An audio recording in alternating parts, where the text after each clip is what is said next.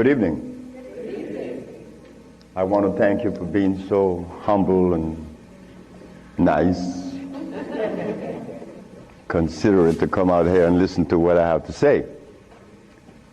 But what I have to say is mine. It was never mine. It's ours. I never believed that I would find myself in front of an audience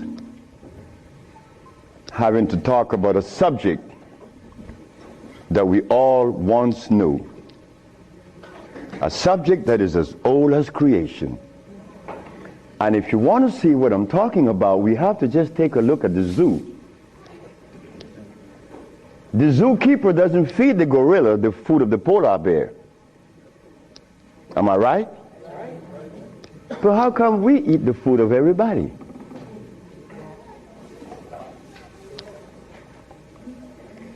We'll begin this lecture by letting you know, first of all, I'm your brother.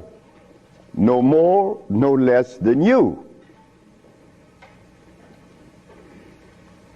I can't be smarter than you. That's impossible. We have the same amount of brain cells.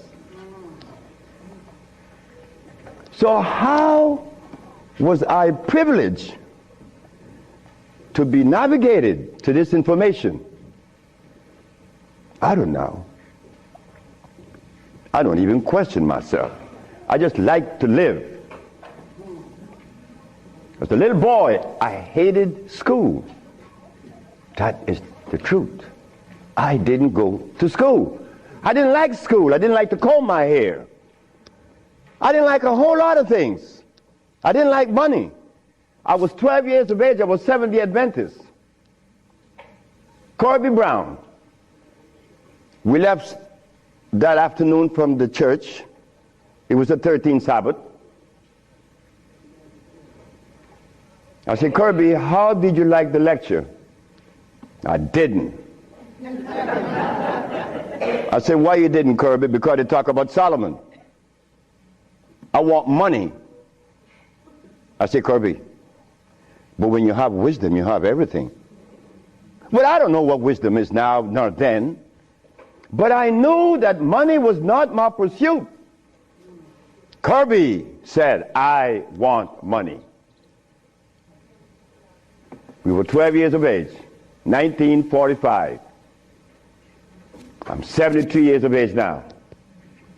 In 1994, a young man by the name of Tom Flowers came to me and said, guess who is coming tomorrow? I said, who? Kirby Brown. I said, well, if I remember correctly, Kirby said when we were 12 that he wanted money. I hope he made millions of dollars. I don't have any millions. I don't even have $1,000. Which I don't. But that's okay. I live. I found that avenue, or it was shown to me how to live. Not to read books. Because everybody reads books. But yet, society is deteriorating more every day. Everybody reads books. The brother called the other day on the radio and said that he asked about corn, right? Corn? He read books. He said that the text, the Kemetic text showed him that corn is good. Well, he better examine his text because corn was made by man. But anyway, Kirby said he wanted money. That was a Thursday. Tom Flowers said, Kirby is coming tomorrow. So I said, well, if Kirby didn't make his millions, I'm going to remind him that we are alive. We are alive. Kirby didn't arrive. Kirby would never arrive. They had to take axe to chop the hotel door down. Kirby died of a heart attack. Kirby weighed 390 pounds. Kirby wanted money. He became a cab driver in New York. I didn't want any money. I didn't want it then or now. Because it's not important in your life. It was never important in our lives. The Maya shows that. The Maya built pyramids. The Maya lived for millions of years in the jungles of Central America. No money. The Africans? How long did we live in Africa without money? Since creation. Now they tell us we need money to fight AIDS. Brothers and sisters, we are at a deficit, a tremendous deficit, a deficit that if we do not pay attention, I'm glad I did. I'm glad I did, because I remained that obedient boy that just lost his mama 4 days ago.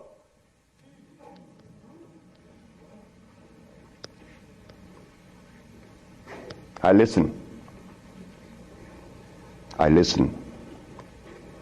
But to listen,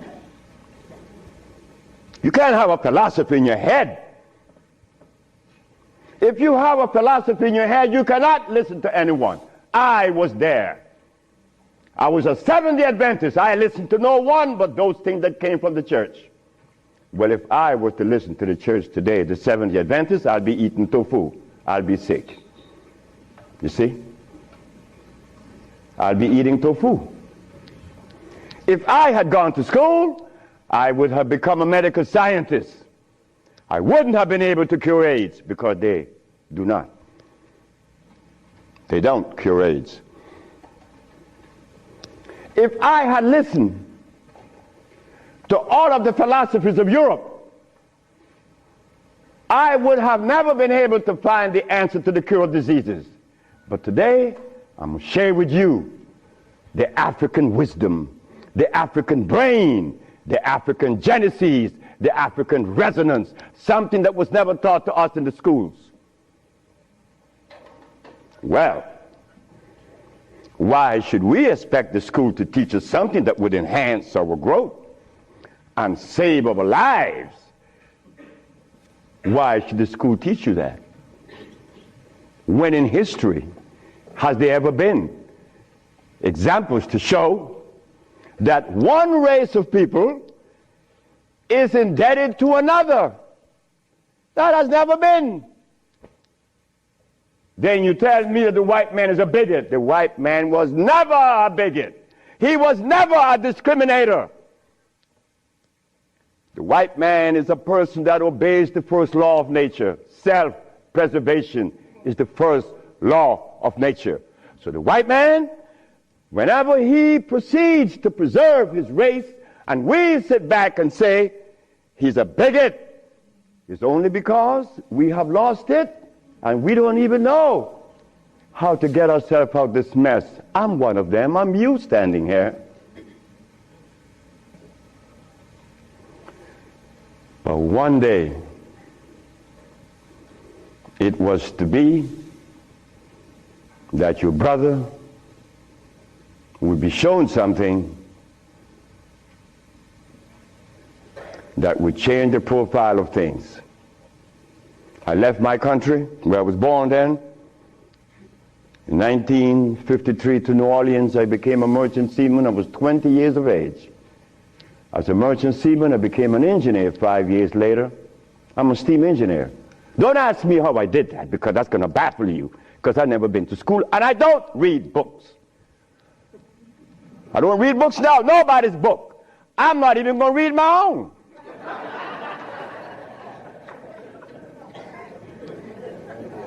Because all the book readers come to me asking me, how did you cure AIDS? Well, that's like asking the gorilla, hey man, how come you keep yourself healthy without a hospital? How come you don't have any medicines? We'll begin. I became a merchant seaman right quick to take you through my life. Left Honduras without going to school, became a merchant seaman, became an engineer, worked for the County of Los Angeles as an engineer. While as an engineer, the County of Los Angeles, something is to happen. Something is to change my life completely. First, it was a Mexican. The Mexican said to me, "You're dying." I said, "I know." "How do you know?" "Because I fell out going to the bathroom a Sunday afternoon, and I didn't reach the bathroom. I got up off the floor. Something must have happened between there and the bathroom." But I had gone to the neurologist, the endocrinologist, the GER practitioner in Russia, in England, in Germany, in France, United States.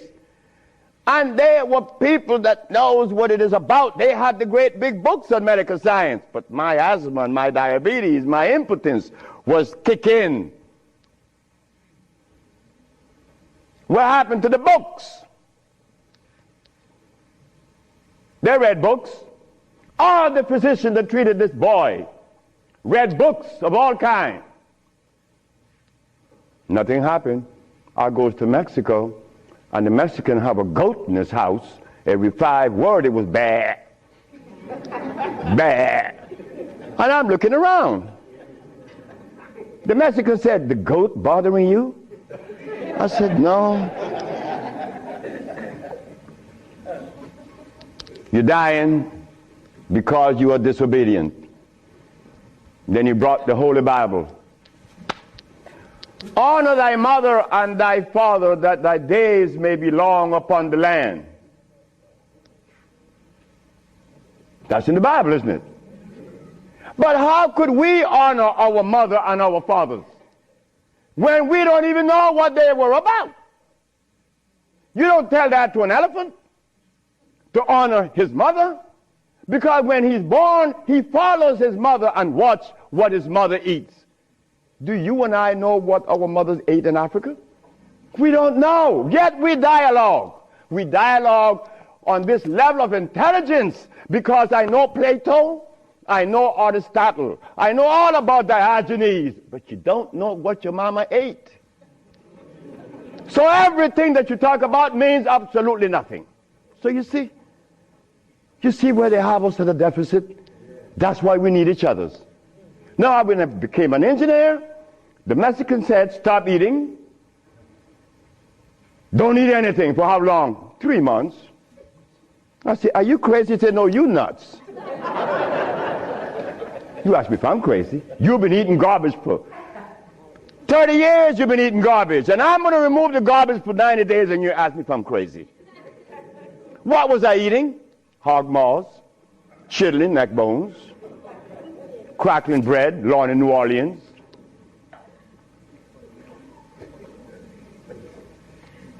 Eggs, because the grown-ups told me when my penis wasn't getting hard, eat eggs, drink raw eggs. And I did, by the dozens. And nothing happened. The Mexican said, "Don't worry about it, don't eat." 90 days later, I was no longer impotent, no longer diabetic, no longer asthmatic, no longer with glasses on my eyes, and this stomach hair was 42.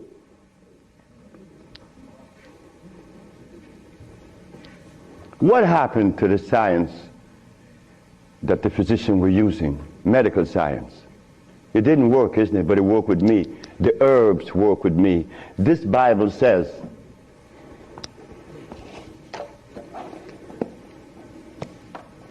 in the book of Revelation, it says 22 verse, and the first chapter, it talks about the herbs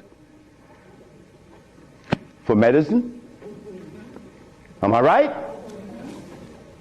Well, ladies and gentlemen, what could have happened to us that when my brother, who was a preacher for 30 years, was sick, and instead of going to God's medicine, he went to the physician to get a chemical in his arm. My brother died 21 years ago. I'm not a preacher. I would never be a preacher. I told that to my mother. She wanted me to be the preacher. I said, no, no, no, no, no, no. That would be the last thing that I would consider. She said, why? I said, because I want to live truth. Even if it kills me, I'm going to live truth. And truth is, the Bible says that the herbs are for the healing of the nations. But the preacher, when he gets sick, he go get a chemical. What is the message he's sending to God? Come on, just be truthful. Let us be truthful today. If never again in our life, let us be that today. Why do we go to see the doctor to give us a chemical when the Bible says the herbs are for the healing? Why do we go? Well, you're going to soon find out. That's what affected me then and probably affecting me now to a great degree. More than I would ever realize. Because remember, I want to go to the blackboard.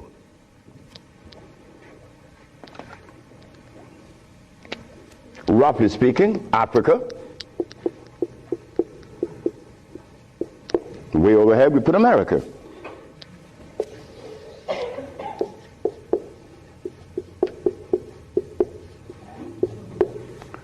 They are 4,500 miles. What happened between here and here? A lot happened.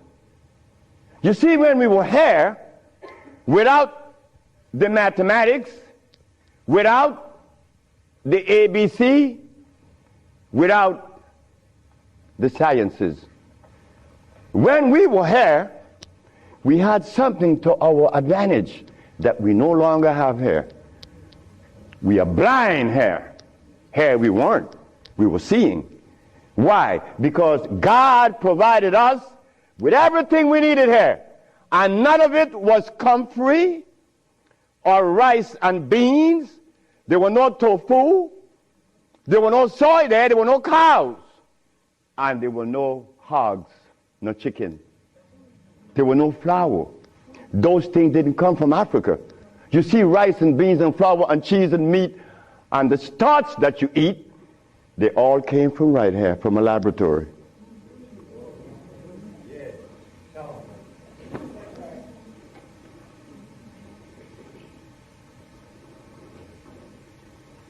Now, for us to eat, you have to have in your big skull the understanding of biochemistry. But when we were here, we didn't have to know anything about biochemistry. Why? Because God doesn't make poisons. You see, God doesn't make carrots. Well, let me put it here. Stop the garbage. Anytime someone tells you that tofu is good for you, that someone that just gave that information to you has one eye open. But he's confident that when he tells you to eat carrots and you drink it, you have both closed. So a one-eyed man is king where everybody's blind. But the one that recommends the tofu is only half seeing. He's blind. He got one eye open only. But he doesn't know it. Example. Before we get into the real lecture, pull this out. This is how people take privileges on us. They don't care about us. They bring us information that, oh God, that's why the rest of the world laugh at us. Because they know that we have both eyes closed. Here it is. Moringa. Moringa has 23 times the iron in spinach. Spinach has iron? No, because spinach, let me take my time because there's a whole lot of information. I don't want to jog it up. Anything that has a pH of 7 plus is alkali. Anything that has less, 5, 4, 3, 2, 1, is acid.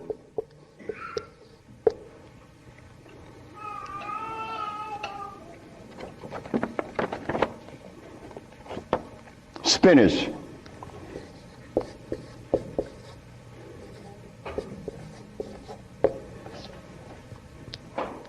Acid. Why compare moringa with spinach? When spinach has a starch base, it has no iron. 7 times the calcium in milk. Milk has calcium. Well, I stopped drinking milk 42 years ago, and I could fall on my knees. You drink milk with moringa, because they said to mix it with milk and some pages hair, you're not going to fall on your knees at 73. You're going to leave your knees down there. 11 times vitamin A that you find in carrots. Carrots has vitamin A. Carrots belongs on the acid side of life.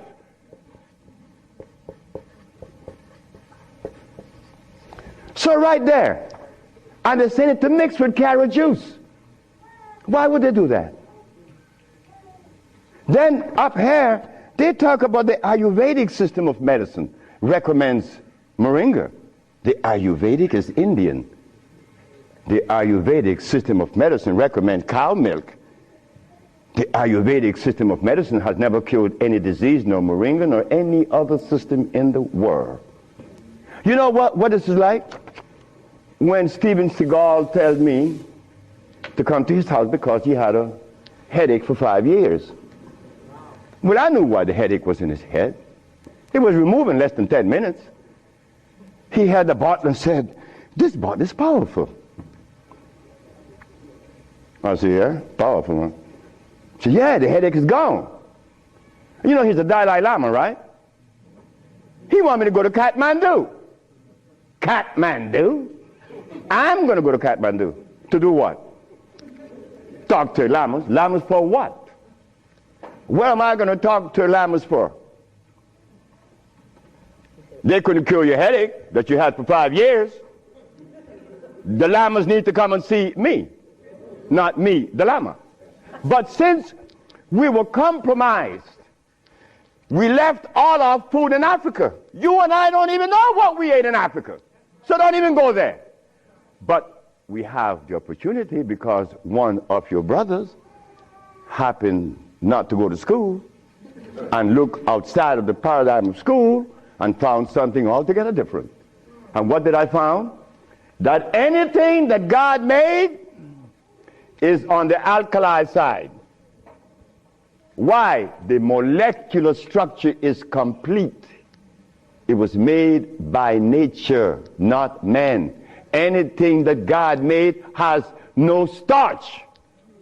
That's another thing. Anything that nature makes has no starch. Anything that man made has to have starch because starch is a binder. To titrate two unequal chemicals, you have to use a starch. Starch is not a food. Starch is a chemical. And what have we been eating since they took us away from Africa? Starch and blood.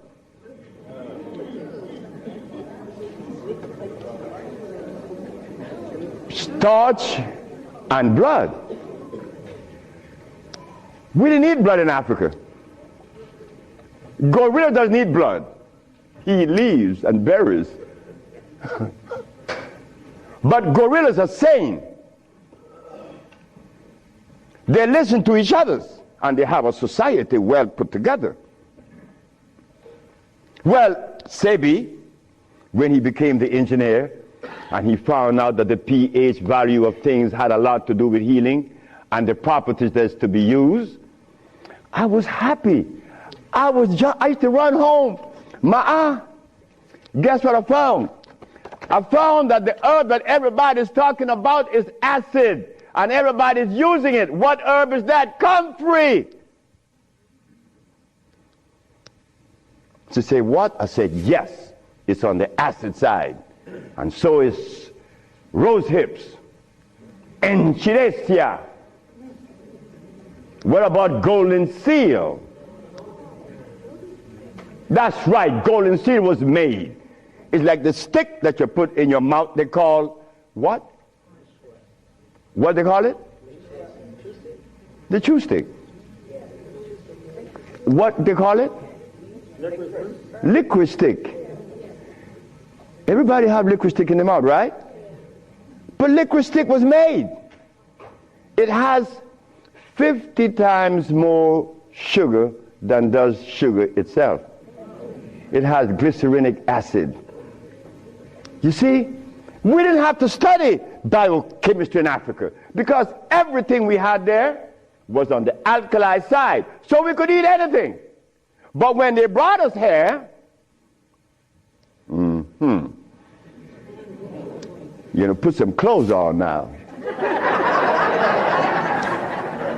And after they put the clothes on you, come here, boy, you got to get in front of this classroom. You have to learn this ABC stuff. But hold it now. Gorillas doesn't take their cubs to be trained by polar bears. Gorillas train her own cubs. The gorilla way. But no, you and I, our parents couldn't do better. They had to take us to the school because they wanted to save us, you know, protect us, because that's mother. Mother doesn't want child to suffer. So mother was shown that if child didn't go to school, and they'd be illiterate, and the society is made up where you must go to school if you want to buy a Mercedes. But in our society, school, what you mean by school? We don't have such animal. We build things. And those who've been to school can't even build the pyramids today. Not in Honduras, not to mention the pyramids in Mexico. They're 4 times the size of the pyramids in Egypt. Oh yes. I know Ben joking and didn't talk about that. But that's okay. Because he need help like I need help. We all need help. So the school that we thought was going to be so equitable, so useful, has become a deterrent. Because those that have been to school doesn't cure anything. How did I learn and I didn't go to school? Easy. You know, we baby-aged kids, we don't die. Right? We do it. I'm not wiser than you. I may be more mischievous than you. I know that because I do some mischievousness that you would not believe. But anyway, as an engineer, I went to work one night and I began to test herbs.